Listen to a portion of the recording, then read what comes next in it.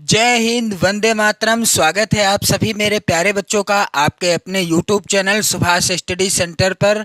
जितने भी मेरे प्यारे बच्चे 2024 बोर्ड परीक्षा देने वाले हैं और कक्षा 10 के विद्यार्थी हैं, आज के इस वीडियो में मैं आपके लिए लेकर के आ चुका हूं।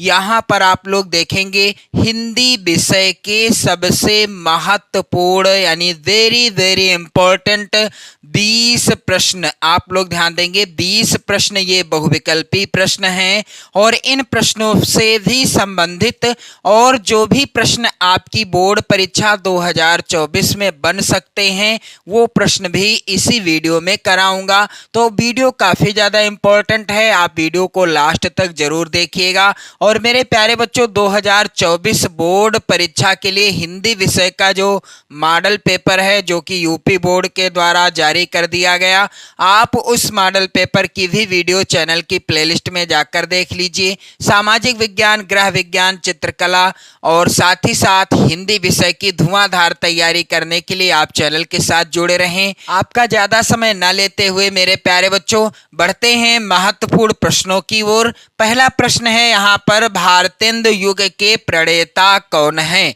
दिए गए विकल्प इस प्रकार से हैं। पहला है हजारी प्रसाद द्विवेदी, दूसरा प्रेमचंद, तीसरा विकल्प भारतेंदु हरिश्चंद्र और चौथा विकल्प है रामचंद्र शुक्ल। तो भारतेंदु युग के प्रणेता कौन हैं? उत्तर क्या होगा? भारतेंदु हरिश्चंद्र हो जाएगा, क्योंकि इन्हीं के नाम से ही भारतेंदु युग का नामकरण किया गया था। मेरे प्यारे बच्चों, भारतेंदु युग के प्रणेता कौन हैं? भारतेंदु हरिश्चंद्र जी हैं। यहाँ पर तीसरा वाला विकल्प सही है। अगला वेरी वेरी इंपॉर्टेंट प्रश्न है मेरे प्यारे बच्चों, सरस्वती पत्रिका के प्रसिद्ध संपादक कौन हैं? दिए गए विकल्प इस प्रकार से हैं, यहाँ आप लोग ध्यान देंगे। पहला है विकल्प जयशंकर प्रसाद, दूसरा विकल्प है मेरे प्यारे बच्चों यहाँ पर मोहन राकेश, तीसरा विकल्प है यहाँ पर मुंशी प्रेमचंद और चौथा विकल्प है महावीर प्रसाद द्विवेदी। तो सरस्वती पत्रिका के प्रसिद्ध संपादक कौन हैं? इसका उत्तर हो जाएगा महावीर प्रसाद द्विवेदी। चौथा विकल्प सही हो जाएगा। और आप लोग इन प्रश्नों का आंसर कमेंट बॉक्स में कमेंट करके भी बताते रहिएगा मेरे प्यारे बच्चों। अगला जो प्रश्न है वेरी वेरी इंपॉर्टेंट है, नहुस नाटक के रचनाकार हैं? दिए गए विकल्पों में से नहुस नाटक किसने लिखा?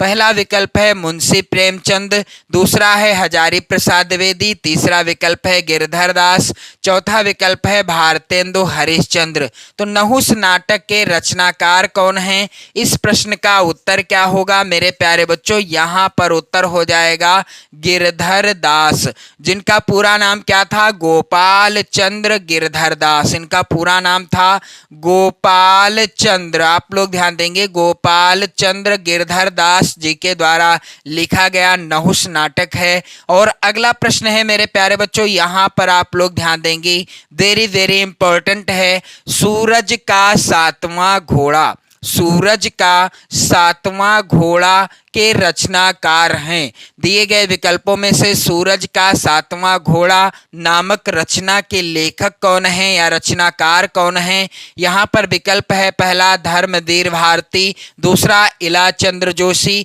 तीसरा विकल्प रामधारी सिंह दिनकर और चौथा विकल्प है राम वृक्ष बेनीपुरी। तो मेरे प्यारे बच्चों, सूरज का सातवां घोड़ा के रचनाकार हैं धर्मवीर भारती जी। यदि प्रश्न आ जाए सूरज का सातवां घोड़ा किस विधा पर आधारित रचना है, तो यहां आप लोग ध्यान देंगे, सूरज का सातवां घोड़ा उपन्यास विधा पर आधारित रचना है। किस विधा पर? उपन्यास विधा पर आधारित रचना है, जो कि धर्मवीर भारती जी के द्वारा लिखी गई रचना है। अगला प्रश्न है मेरे प्यारे बच्चों, मेरी तिब्बत यात्रा। प्रश्न वेरी इंपॉर्टेंट है और उत्तर क्या होगा? मेरी तिब्बत यात्रा के लेखक हैं, विकल्प है पहला जैनेन्द्र, दूसरा अज्ञेय, तीसरा विकल्प जयशंकर प्रसाद और चौथा विकल्प राहुल राहुल सांकृत्यायन। तो आप लोग ध्यान देंगे, राहुल सांकृत्यायन जी के द्वारा लिखी गई रचना है मेरी तिब्बत यात्रा। यदि प्रश्न आए किस विधा पर आधारित है, तो यह यात्रा व्रत विधा पर आधारित रचना है।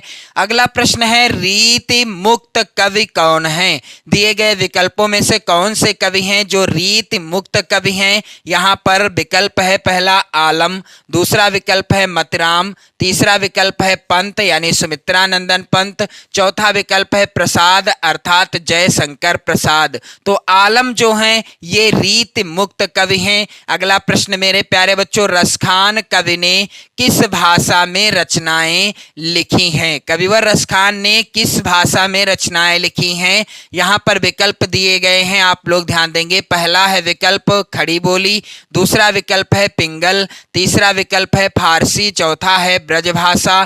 तो रसखान कवि ने किस भाषा में रचनाएं लिखी हैं? उत्तर क्या होगा? ब्रजभाषा। आपकी पाठ्य पुस्तक में जो सवैये शीर्षक पाठ है और इस सवैये शीर्षक पाठ के अंतर्गत जितने भी सवैये हैं सभी किस भाषा में रचित हैं? ब्रजभाषा में रचित हैं। और इन सभी सवैयों को मैंने पढ़ाया भी है, सरल व्याख्या भी बताई है, आप लोग चैनल की प्लेलिस्ट में वीडियो देख सकते हो मेरे प्यारे बच्चों। तो रसखान कवि ने किस भाषा में रचनाएं लिखी हैं? तो उत्तर होगा ब्रजभाषा में। अगला प्रश्न है भारतेंदु युग का काल है यानी भारतेंदु युग की समय सीमा क्या है? विकल्प पहला सन 1919 से 1938 तक, दूसरा सन 1900 से 1932 तक, तीसरा विकल्प 1832 से 1891 तक, चौथा विकल्प 1868 से 1900 तक। तो इसका उत्तर क्या होगा कि भारतेंदु युग की समय सीमा क्या है?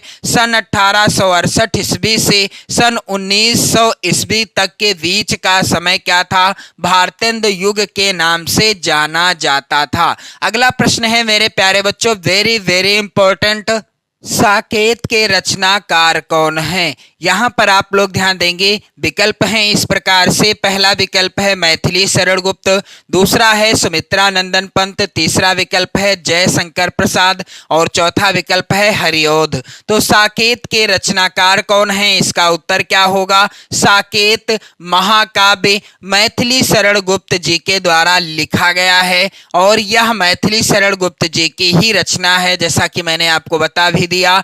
अगला प्रश्न है निम्न में सत्य कथन की पहचान कीजिए। दिए गए विकल्पों में से सत्य कथन कौन सा है? यहाँ पर पहला है विकल्प झूठा सच के लेखक रामविलास शर्मा हैं। यह कथन क्या है? असत्य है। दूसरा है कथन झूठा सच है किसकी रचना? चलिए मैं आपको बता भी दूं, झूठा सच आप लोग ध्यान देंगे, झूठा सच यशपाल जी की रचना है। यदि प्रश्न आता है झूठा सच के लेखक कौन है, तो यशपाल जी हैं।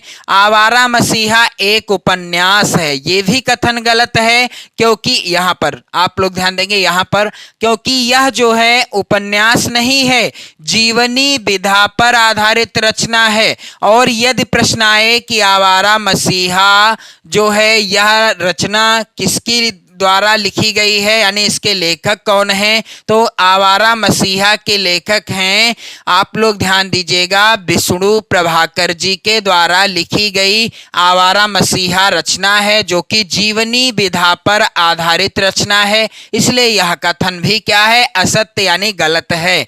अगला तीसरा कथन है महादेवी वर्मा एक उपन्यास लेखिका हैं, तो ये भी क्या है?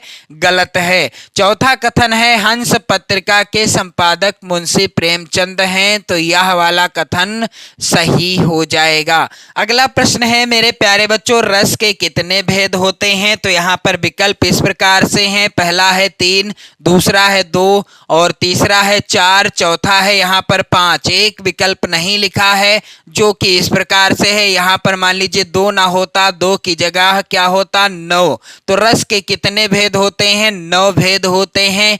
10वां रस भी है जिसे वात्सल्य रस के नाम से भी जाना जाता है। अगला प्रश्न है मेरे प्यारे बच्चों, वेरी इंपॉर्टेंट, रोला छंद में कुल कितने चरण होते हैं? तो रोला छंद में कुल कितने चरण होते हैं? यहाँ पर आप लोग ध्यान देंगे, विकल्प पहला 4, दूसरा 5, तीसरा विकल्प 2 और चौथा विकल्प है 3। तो रोला छंद में कुल 4 चरण होते हैं। कितने? कुल 4 चरण होते हैं। अगला प्रश्न है, जहां उपमेय में उपमान का निषेध रहित यानी अभेद आरोप किया जाता है वहां अलंकार कौन सा होता है? तो वहां पर आप लोग ध्यान दीजिएगा, वहां पर अलंकार होता है मेरे प्यारे बच्चों रूपक अलंकार। क्योंकि रूपक अलंकार की जब परिभाषा आप पढ़ते हैं तो वहां आप स्पष्ट रूप से देख पाते हैं कि जहां उपमेय में उपमान का निषेध रहित या अभेद आरोप किया जाता है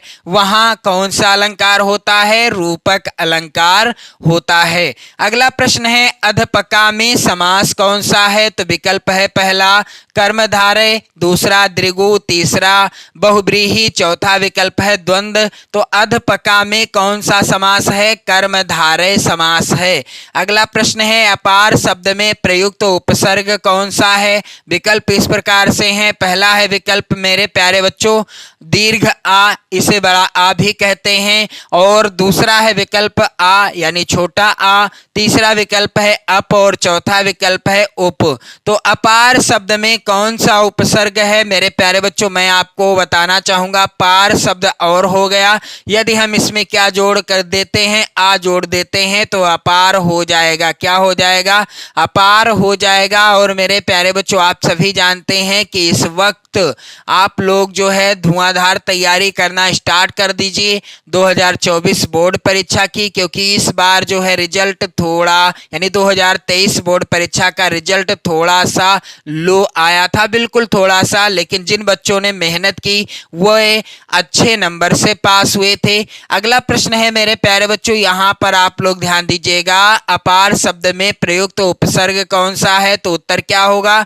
दूसरा वाला विकल्प सही होगा। अगला प्रश्न है वेरी वेरी इंपॉर्टेंट है आपकी बोर्ड परीक्षा 2023 के लिए, सूर्य का पर्यायवाची नहीं है। दिए गए विकल्पों में से कौन है जो सूर्य का पर्यायवाची नहीं है? तो आप लोग यहाँ पर ध्यान दीजिएगा मेरे प्यारे बच्चों, यहाँ पर आप लोग ध्यान देंगे। पहला है यहाँ पर विकल्प अर्क, दूसरा विकल्प है प्रभाकर, तीसरा विकल्प है दिवाकर और चौथा विकल्प है निशाकर। तो दिए गए विकल्पों में से कौन सा विकल्प सही हो जाएगा कि सूर्य का पर्यायवाची नहीं है? तो यहाँ पर आप लोग ध्यान दीजिएगा, इसका उत्तर क्या हो जाएगा? निशाकर। अगला प्रश्न है मेरे प्यारे बच्चों वेरी वेरी इंपॉर्टेंट आपकी बोर्ड परीक्षा 2024 के लिए। प्रश्न कह रहा है कि निम्न में से मुखिया का तत्सम क्या है? तो इसका उत्तर क्या होगा?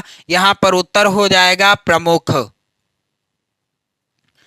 अगला प्रश्न है वेरी इंपॉर्टेंट मेरे प्यारे बच्चों, शब्दों के सार्थक व्यवस्थित रूप को क्या कहते हैं? शब्दों के सार्थक व्यवस्थित रूप को क्या कहते हैं? तो यहाँ पर विकल्प है पहला शब्द, दूसरा ध्वनि, तीसरा विकल्प है वाक्य और चौथा है अक्षर। तो यहाँ पर आप लोग ध्यान दीजिएगा, शब्दों के सार्थक व्यवस्थित रूप को वाक्य कहते हैं। क्या कहते हैं? वाक्य कहते हैं। और अगला प्रश्न है मेरे प्यारे बच्चों, चलो खेलने चला जाए, वाक्य में या वाक्य भेद बताइए। तो यहाँ पर आप लोग ध्यान दीजिएगा, विकल्प है पहला भाववाच्य, दूसरा कर्तृवाच्य, तीसरा कर्मवाच्य और चौथा है उपर्युक्त सभी। तो चलो खेलने चला जाए, वाक्य भेद बताइए, इसका उत्तर हो जाएगा यहाँ पर पहला वाला यानी पहला है भाववाच्य। अगला प्रश्न है वेरी वेरी इंपॉर्टेंट और मेरे प्यारे बच्चों यहाँ पर आप लोग ध्यान देंगे, निम्नलिखित में से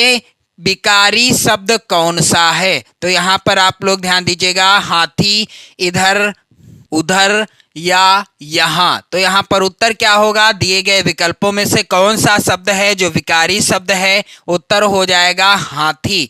और मेरे प्यारे बच्चों इस तरह से मैंने आपको 20 महत्वपूर्ण प्रश्न बताए, साथ ही साथ अन्य महत्वपूर्ण प्रश्नों को भी बताया है। आप लोग चैनल को जरूर सब्सक्राइब कर लो, वीडियो को लाइक शेयर और अपने प्यार भरे कमेंट भी करते रहिएगा। पढ़ते रहें, मस्त रहें, स्वस्थ रहें। जय हिंद।